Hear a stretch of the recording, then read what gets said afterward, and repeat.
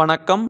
முனைவர் கி. ராம் கணேஷ். இன்னைக்கு நாம குமரகுருபரர் எழுதிய மதுரை கலம்பகம் என்ற நூலிலிருந்து முதல் பாடலை விளக்கத்தோட நாம பார்க்க போறோம். கலம்பகம் அப்படிங்கிறது சிற்றிலக்கிய வகைகளில் ஒன்று. அப்படிப்பட்ட அந்த கலம்பகத்தில் தான் இந்த மதுரை கலம்பகம் அப்படிங்கிற நூலானது இடம்பெற்றிருக்கிறது.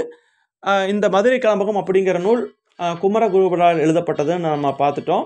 இந்த குமரகுருபரர் மதுரையில் கோயில் கொண்டிருக்கக்கூடிய அந்த சோமசுந்தர கடவுள்னு சொல்லுவோம் இல்லையா, சிவபெருமான், அந்த சிவபெருமானுடைய சிறப்புகளை பற்றி சொல்லக்கூடிய வகையில் இந்த மதுரை கலம்பகம் அப்படிங்கிற நூலை அமைச்சிருக்கிறாரு. அந்த நூலில் முதலாவது பாடல் நாம் பார்க்க போகிறோம். இந்த முதல் பாடல் கொஞ்சம் பெரிய பாடல். இதில் இந்த கலிப்பாவினுடைய பிரிவுகளாக வரும் இல்லையா, அந்த தரவு, தாளிசை, அராகம், இந்த மாதிரி சுரிதகம், இது மாதிரி தலைப்பின் கீழே பாடல்கள் இடம்பெற்றிருக்கிறது. அப்படியாக இந்த முதல் பாடல் மட்டும் கொஞ்சம் பெரிய பாடல். மணிகொண்ட திரையாளி அப்படிங்கிறதா தொடங்குது. நம்ம பாட்டினுடைய விளக்கத்தை மட்டும்தான் பார்க்க போகிறோம். அந்த வகையில் மணிகொண்ட திரையாளின்னு பாடல் தொடங்குது. அதாவது பாட்டினுடைய விளக்கத்தை நம்ம பார்க்கலாம். மாணிக்க கற்களை தன்னகத்தில் கொண்டிருக்குமாம் கடல். அந்த மாணிக்க கற்களை தன்னிடத்தில் வைத்திருக்கக்கூடிய கடல். அந்த கடலை ஆடையாக உடுத்தி இருப்பவள் பூமாதேவி. அந்த கடலை ஆடையாக உடுத்திருக்கக்கூடிய பூமாதேவி மடிப்பு களையும்படி அந்த இடுப்பில் உடுத்தி இருக்கிறாள். அந்த ஆதிசேஷன் அப்படிங்கிற பாம்பின் மேலே, அந்த பாம்பினுடைய தலையில் நடனமாடக்கூடியவள் அப்படின்னு சொல்லிட்டு பூமாதேவியை குறிப்பிடுறாங்க. அதாவது மாணிக்க கற்களை தன்னகத்தை கொண்டிருக்கக்கூடிய அலையடிக்கக்கூடிய கடலாகிய ஆடையை மடிப்பு களையும்படி இடுப்பில் உடுத்தியிருக்கிறாள். ஆதிசேஷன் அப்படிங்கிற பாம்பினுடைய தலையின் மேலே நடனமாடுகின்றவள், தொடி அப்படிங்கிற வளையல் அணிந்தவள் பூமாதேவி. அதற்கு அடுத்தபடியாக இன்னொரு தெய்வம் யாரை சொல்கிறாங்கன்னா, துளசியோட நிழலில் வளர்ந்துருக்கக்கூடிய, தேன் நிறைந்த தாமரை மலரில் வீற்றிருக்கக்கூடிய, அப்புறம் தன்னுடைய கணவனாகிய திருமாலின் திருமார்பில் இருக்கக்கூடிய, அவனுடைய தொடையை விட்டு இருக்கக்கூடிய அந்த திருமகள். அந்த திருமகள் பொன்னாளாகிய மணிமுடியை அணிந்திருக்கக்கூடிய அந்த அபிஷேக வள்ளியாகிய உமையம்மைக்கு பணி செய்ய வந்து விட்டாள் அப்படின்னு சொல்கிறாங்க. அப்போ இந்த இடத்துல அபிடேகவள்ளி அப்படின்னு சொல்லக்கூடியது யாரை அப்படின்னா, தடாதகை பிராட்டின்னு சொல்லுவாங்க. இந்த தடாதகை பிராட்டி வேறு யாரும் இல்லை, உமையம்மை தான். அதாவது பார்வதி தேவி தான். அவங்க மலையத்துவச பாண்டியனுடைய மகளாக இந்த பூமியில் அவதரித்தாங்க. அந்த பெண்ணை திருமணம் பண்ணிக்கிறதுக்காகத்தான் சிவபெருமான் இந்த பூமிக்கு வந்தார். அந்த தடாதகை பிராட்டி தான் அபிடேகவள்ளி. அவங்களத்தான் நம்ம இன்னைக்கு மீனாட்சி அப்படிங்கிற பேரில் குறிப்பிடுறோம். ஆக இதில் என்ன சொல்கிறாங்கன்னா, அந்த பூமாதேவியும் அந்த திருமகளும் இந்த அபிடேகவள்ளியாக இருக்கக்கூடிய அந்த உமையம்மைக்கு சேவை செய்வதற்காக நிற்கிறார்கள். அப்படிப்பட்ட பொன்மயமான சுவர்கள் நிறைந்திருக்கக்கூடிய மதுரையில் இருக்கக்கூடிய சிவபெருமானே, நான் உங்கள்கிட்ட கூறக்கூடிய வேண்டுதல்கள் இருக்குது, அதனை கேளு, காது கொடுத்து கேளு அப்படிங்கிற மாதிரி இந்த முதல் பகுதி தொடங்குது. அதாவது மாணிக்க கற்களை தன்னகத்தை கொண்டிருக்கக்கூடிய அந்த கடல், அந்த கடலை ஆடையாக கொண்டவள் இந்த பூமாதேவி. அவள் ஆதிசேஷனுடைய தலையாகிய மேடையில் நடனமாடக்கூடிய தொடி அப்படிங்கிற அந்த அணிகள் அணிந்தவள் அப்படின்னு சொல்கிறாங்க. அதுக்கு அடுத்தபடியாக அந்த திருமகளை பற்றி சொல்லும்போது, திருமாலினுடைய மார்பில் இருக்கக்கூடியவள், தாமரை மலரில் வீற்றிருக்கக்கூடியவள், அவங்க எல்லாமே அந்த உமையம்மை ஆகிய அபிஷேகவள்ளி, அந்த அவளுக்கு ஏவல் செய்வதற்காக நிற்கிறாங்க. அதே நேரம் பொன்மயமான சுவர்கள் சூழ்ந்திருக்கக்கூடிய மதுரை நகரத்தில் எழுந்திருக்கக்கூடிய இறைவனே, நான் உன்னிடத்துல கூறக்கூடிய வேண்டுதல்களை கேட்பாயாக அப்படிங்கிறதாக இந்த பாடல் தொடங்குது. இப்போது இந்த இடத்துல சிவபெருமானைத்தான் பேசுகிறாங்க. அதற்கு முன்னாடி சிவபெருமானுடைய மனைவியாகிய அந்த அபிஷேகவள்ளி என்று சொல்லக்கூடிய தடாதகை பிராட்டிக்கு சேவை செய்யக்கூடியவர்களாக அந்த பூமாதேவியும் திருமகளும் இருக்கிறார்கள் அப்படிங்கிறத அந்த முதல் பாடலில் பதிவு பண்ணுறாங்க. அது மட்டும் இல்லாமல் வானுலக அரசாட்சி, மண்ணுலக அரசாட்சி, அதையெல்லாம் உலகத்தவங்கள் இருக்கிறவங்களுக்கெல்லாம் கொடுத்துட்டு, ஒப்பற்றவனாகிய சிவபெருமானே, நீ தடாதகை பிராட்டியால் வழங்கப்பட்ட அந்த மதுரையில் ஆட்சி செய்தாய் இல்லையா? உனக்கு விண்ணுலக ஆட்சி, மண்ணுலக ஆட்சி முழுக்க இருந்தாலுமே இந்த மண்ணுலகத்தில் அந்த தடாதகை பிராட்டிக்காக கொடுக்கப்பட்ட தடாதகை பிராட்டியினுடைய அரசாட்சியில் இருக்கக்கூடிய அந்த நாட்டை நீ செங்கோல் முறைப்படி, அதாவது முறைப்படி ஆட்சி செய்தாய் அப்படின்னு சொல்கிறாரு.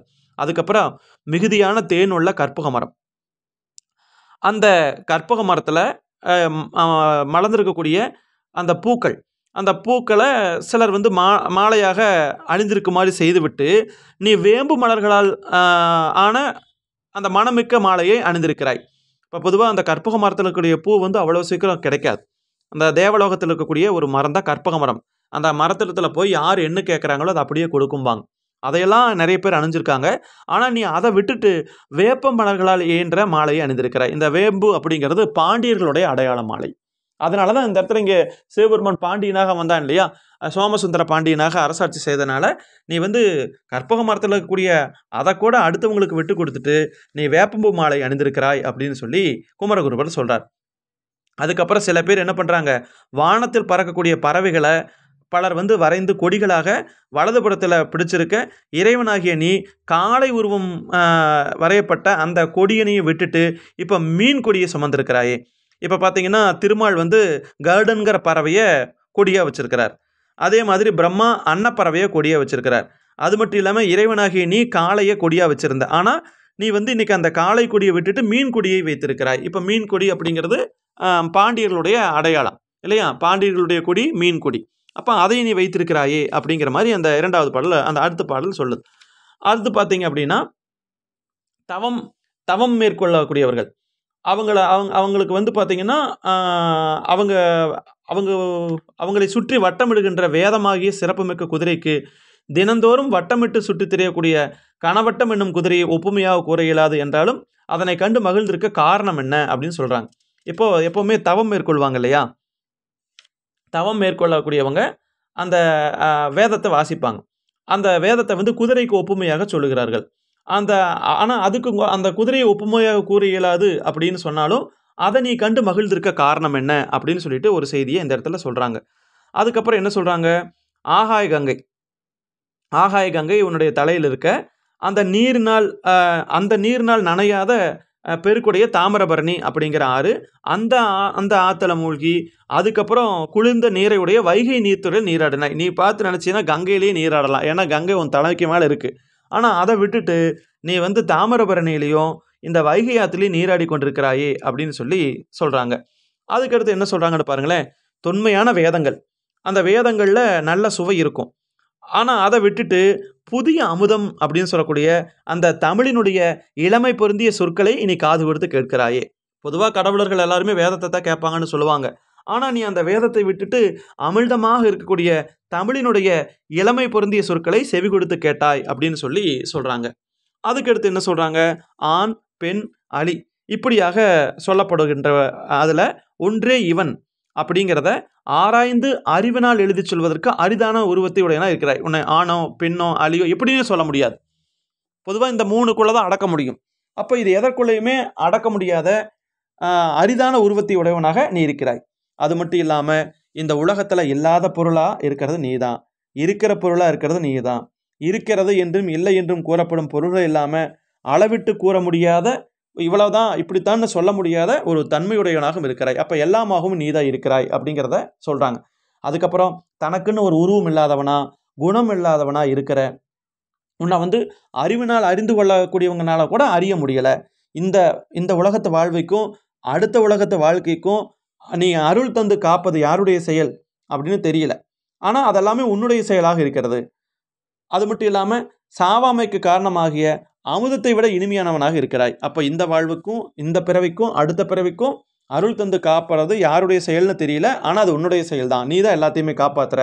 அது மட்டும் இல்லாமல் இறப்பை தராத அமுதத்தை விட இனிமையானவனாக நீ தான் இருக்கிறாய். அது மட்டும் இல்லாமல் ஒரு காலத்தில் இந்த வைகை ஆற்றுல வெள்ளம் வந்தப்போ சிவபெருமான் மண் அடைக்க போனார். அந்த மண் கொட்டி அந்த கரை அடைக்க போய் அந்த அரசனால் அடி வாங்கினார். அந்த வந்திங்கிற கிழவிக்காக இந்த வேலை செஞ்சார். வந்தி கொடுத்த அந்த உதிர்ந்து போன பிட்டுக்களை எல்லாம் சாப்பிட்டாருன்னு சொல்லுவாங்களே, அந்த செய்தியெல்லாம் சொல்கிறாங்க.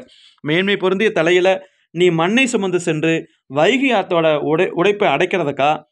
ஏன்னா நீ ஏற்கனவே உன் தலையில் ஆகாய கங்கை வச்சிருக்கிற, ஆனால் அப்படிப்பட்ட நீ எதற்காக மண்ணை கொட்டி அந்த வைகை ஆற்றை அடைத்தாய் அப்படிங்கிற மாதிரி அது எங்களுக்கு தெரியலை அப்படின்னு சொல்கிறாங்க. அதுக்கப்புறம் மலர்களை தூவி பசுமையான இலைகளை தூவி உனக்கு பணி செய்யக்கூடிய தாய் போன்ற வந்தி அப்படிங்கிற பெண் கொடுத்த அந்த உதிர்ந்து போன பிட்டுகளுக்காக அவளுடைய அன்புக்காக கட்டுப்பட்டு அதை எடுத்து நீ சாப்பிட்டையே. அது மட்டும் இல்லாமல் ஒரு காலத்தில் அந்த உமையம்மையானவள் உன்னை மணலில் லிங்கமாக வச்சு வழிபடும்போது அவளை அழுத்தி பிடிக்கிறப்போ அந்த நேரத்தில் அவளுடைய மார்பினுடைய தடமும் அவளுடைய கைவளையலுடைய தடமும் உன்னுடைய சிலையில் அமைந்திருந்தது. அப்படிப்பட்ட அதை நீ எதற்காக சுமந்து கொண்டிருந்தாய்? மாமிசமாகி இந்த உடலில் சிக்கி தவிக்கிற உயிர்களுக்கு அறிய இல்லாமல் உன்னுடைய தோளில் மீன் பிடிப்பதற்கான வலையை சுமந்தது ஒரு பெண்ணின் கண்களாகிய வலையில் சிக்கியதால் தானே. அதுவும் உமையம்மைக்கு அருள் புரிவதற்காக இவர் வந்து ஒரு மீனவனாக வந்தார் அப்படின்னு ஒரு புராண செய்தி இருக்கிறது. அதையும் இந்த இடத்துல சொல்கிறாங்க. அது மட்டும் இல்லாமல் எல்லா உலகங்களின் உருவமாக இருக்கக்கூடியவன் நீதான். உலகங்கள் பலவாக இருக்கின்றன இறைவா, நீயே அது எல்லாவற்றின் வடிவமாக இருக்கின்றாய். உலகம் முழுவதற்கும் ஒப்புமை கூற இயலாத பொருளாக ஒளிரக்கூடியவன் நீதான். உலகப் பொருள்களை எல்லாம் நிறைந்து நிற்கிறவன் நீதான். உலகில் உள்ள பொருள்கள் எல்லாம் நீக்கமர அந்த பொருளினுடைய வடிவமாக நிற்கிறவனும் நீதான். அது மட்டும் இல்லாமல் இந்த உலகத்தில் இருக்கக்கூடிய நிலவும் நீதான், சூரியனும் நீதான், அப்புறம் ஒவ்வொருத்தருடைய உடம்பும் நீதான், அந்த உடலை இயக்கக்கூடிய உயிரும் நீதான். உலகத்தில் இருக்கக்கூடிய எல்லா பொருள்களாக நீ தான் இருக்க. உலகத்தில் உள்ள பொருளாக இல்லாமல் அவற்றை கடந்து நிற்பவனாகவும் நீ தான் இருக்கிற அப்படிங்கிறதையும் சொல்லிட்டு கடைசியாக சொல்கிறாங்க பாருங்களேன். தங்கத்தினுடைய நிறம் போல மஞ்சளாய் மலர்ந்திருக்கக்கூடியது கொன்றை பூக்கள் இல்லையா? அந்த கொன்றை பூக்களை அணியக்கூடிய நீ பசலை மாதிரி வெண்மை நிறத்தில் இருக்கக்கூடிய அந்த வேப்ப மரத்தினுடைய மலர்களை தலையில் அணிந்திருக்கிறாய். இது வந்து எதற்காக? வேப்பம்பூ மாலையை பாண்டியர்கள் அணிவார்கள். அந்த அடிப்படையில் நீ பொன்னிறத்தில் இருக்கக்கூடிய கொன்றை மாலை அணியாமல் நீ வெண்ணிறத்தில் இருக்கக்கூடிய அந்த வேப்பம்பூ மாலை அணிந்திருக்கிறாய். அது மட்டும் இல்லாமல் நீ ஏறி பயணிக்கக்கூடியது காளை. அந்த காளையை விட்டுட்டு அந்த காளை மண்ணை தின்னுக்கிட்டு கிடக்குது. ஆனால் நீ என்ன பண்ணியிருக்கிற? பெண்களின் கண்களைப் போல புரளக்கூடிய மீன் கொடியை வலது புறமாக ஏந்தி கொண்டு இருக்கிறாயே அப்படின்னு சொல்லி குமரகுருபர் சொல்கிறார்.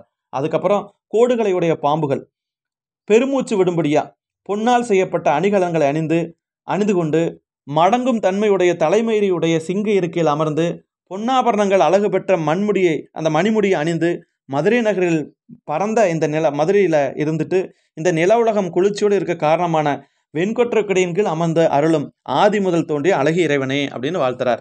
அதாவது நீ தங்கத்தில் பொன்னாலான அந்த பொன் மாதிரி இருக்கக்கூடிய கொண்டரை பூ தான் அணிவ. ஆனால் நீ இப்போ என்ன பண்ணியிருக்கிற அப்படின்னா நீ வந்து வெண்மை நிறமான அந்த வேப்பம்பூக்களை வந்து நீ அணிந்திருக்கிறாய். அது மட்டும் இல்லாமல் எப்பவுமே நீ காளைகள் ஏறி பயணிக்கக்கூடிய நீ அந்த காளை நீ மண்ணை தின்னு கிடக்குது. ஆனால் நீ மீன்கொடி இல்லையா? பெண்களினுடைய கண்கள் மாதிரி இருக்கக்கூடிய மீன்கொடியை உன்னுடைய கரங்களில் ஏந்திட்டு இருக்கிறாய்.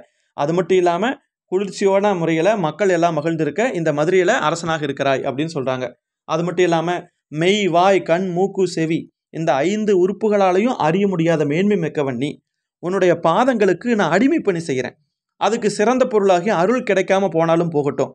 உன்னை இல்லாமல் வேறொரு தெய்வத்திற்கு அதிகமான சக்தி தரக்கூடிய ஆற்றல், அதிகமான பயன் தரக்கூடிய அந்த பண்பு இருந்தாலும் இருக்கட்டும், எனக்கு அது தேவையில்லை. நீ எனக்கு அருள் வழங்கினாலும் சரி வழங்காட்டும் சரி, உன்னை விட ஒரு சிறந்த தெய்வம் இருந்தாலும் சரி இல்லாட்டும் சரி, எனக்கு அதை பற்றி கவலை கிடையாது. உனக்கு அன்பாக பணிபுரியக்கூடிய அடியார்கள் இருக்கிற இடத்துக்கு போய் அடிமை பணிகளை செய்து நான் வந்து சந்தோஷப்படுவேன். அதுதான் வேணும். உன்னுடைய தாமரை மலர் போன்ற நான் பாதங்களை நான் எந்நேரமும் வணங்கிக்கிட்டே இருப்பேன். எனக்கு இதை தவிர வேறு எதுவுமே தேவையில்லை அப்படிங்கிற மாதிரி இந்த பாடலில் குமரகுருவர் வந்து பாடியிருக்கிறார்.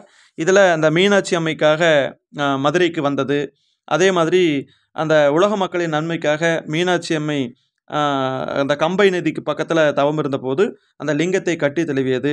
அதுக்கப்புறம் முன்பொரு காலத்தில் சிவபெருமான் அந்த ரிஷி பெண்களுடைய சாபத்தை நிற்க வளையல் வியாபாரியாக வந்தது. அதுக்கப்புறம் உமையம்மை மணப்பதற்காக ஒரு மீனவனாக வந்தது.